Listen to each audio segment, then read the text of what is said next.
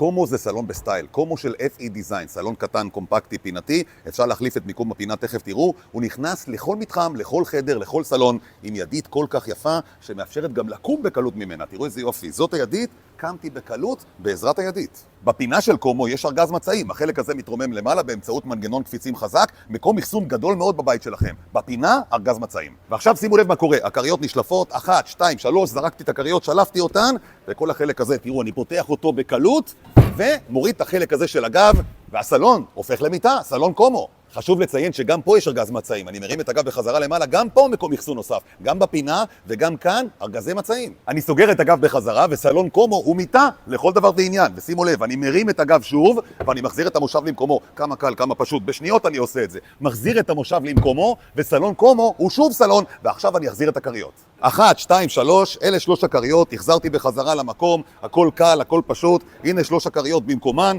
גם הכרית של הצד במקומה, והכריות האלה זה לא סתם כריות. כריות אגב הן כריות לטקס, שימו לב מה אני עושה. לטקס אמיתי, כריות שמשלבות לטקס. אני יכול למעוך את הכרית, למחוץ אותה חזק חזק, ולא יקרה לה שום דבר כשאני עוזב אותה. איזה יופי, היא חוזרת למצבה הטבעית. זה הרעיון של הכריות. סלון קומו, כל היתרונות בסלון אחד. ושימו לב לעוד דבר, לא פחות חשוב, הידית הזאת נשלפת החוצה, אני יכול להעביר את הפינה מהצד הזה אל הצד השני, כלומר אפשר להחליף את המיקום של הפינה בבית, בלי שתזמינו את זה בראש, אתם בבית עושים את זה בעצמכם, שולפים את הידיות, מעבירים את הפינה לאיזה צד שאתם רוצים, וזהו, פשוט מדהים. סלון קומו ב-FE Design, מפנק, מדהים, בוחרים איזה בת שרוצים, איזה צבע שרוצים, ויכולים גם להוסיף קורסה נהדרת, כן, סלון קומו, הכל ב-FE Design. FE Design, ככה קונים היום רהיטים. כנסו לאתר, בואו לחנות בקריית ביאליק, FE Design.